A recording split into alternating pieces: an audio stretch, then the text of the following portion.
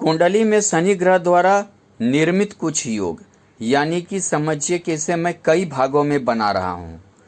और दीर्घायु योग, अगर शनि बली होकर लग्न, अष्टम, दशम या केंद्र या त्रिकोण में हो तो दीर्घायु योग बनाता है, यानी कि 80-100 साल की आयु तक दे देता है शनि, खास कर अष्टम भाव में, आयु के भाव में।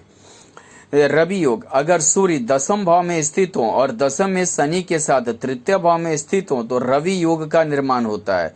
इस योग के कारण जातक उच्च विचारों वाला, सामान्य आहार लेने वाला, सरकार से लाभान्वित, हिष्ट पुष्ट सीना वाला तथा कमल के समान नेत्रों वाला होता है। यानी कि ये समझिए कि आप बहुत ही ज़्यादा समझिए यशवान होंगे, कृतिवान होंगे। यश और कीर्ति दोनों आपका रवि योग के कारण बढ़ेगा। पशुधन योग, चतुर्थ भाव में शनि स्थित हो, नवम भाव में चंद्रमा स्थित हो तथा एकादश भाव में मंगल स्थित हो तो पशुधन योग बनता है। ऐसे जातक गौशाला या पशुओं से युक्त होता है। यह समझिए ऐसे बीच अगर शनि चतुर्थ भाव में स्थित है तो बड़ा गाड़ी घोड़ा, जमीन जायदाद या समझिए कि खेती का जमीन या पशु गौशाला वगैरह का योग बस शनि ही बनाता है। बड़ा गाड़ी घोड़ा या खेती का बहुत सारा जमीन, ये सब शनि की ही देन होती है। दूसरे किसी ग्रह में इतनी ज़्यादा बल नहीं होता है। अपकीर्ति योग, दसम भाव में सूर्य और शनि की युति हो और इसके साथ साथ किसी अन्य पाप ग्रह जैसे मंगल, राहु या केतु की युति या दृष्टि हो तो अपकीर्ति योग का निर्माण होता है। यानी व्यक्ति यशस्वी नहीं होता, उसे कभी यश या कीर्ति नहीं मिलता, हमेशा या नहीं तो अपमान की जिंदगी जीता है या नहीं तो इसी तरह जो है समझिए बेकार जिंदगी जीता है, यानी उन्हें जीवन में यश की प्राप्ति नहीं होती।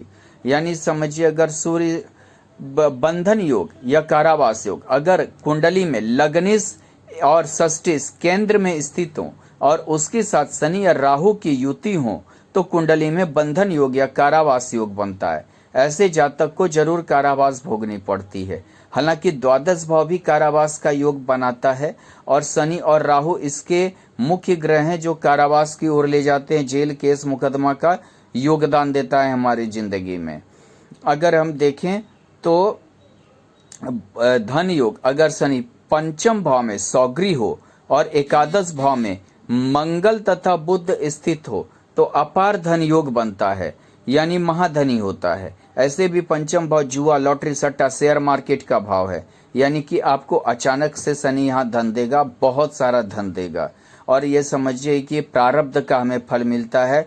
जड़ बुद्धि योग, यदि पंचम भाव पाप ग्रह से युक्त हो तथा लग्नेश का शनि से युति या दृष्टि हो तो जड़ बुद्धि योग बनता है। इस योग के कारण व्यक्ति सुस्त दिमाग का होता है, यानी उससे याद रखने की कैपेसिटी, यादाश्त की कैपेसिटी कम होती है। मंद बुद्धि भी कह सकते हैं आप इसे, ऐसे जातक को। अगर और देखिए तो शनि के द्वारा और भी योग बनते हैं जो आपको मैं भाग 2 भाग 3 इस टाइप से बनाकर मैं आपको बताऊंगा। धन्यवाद।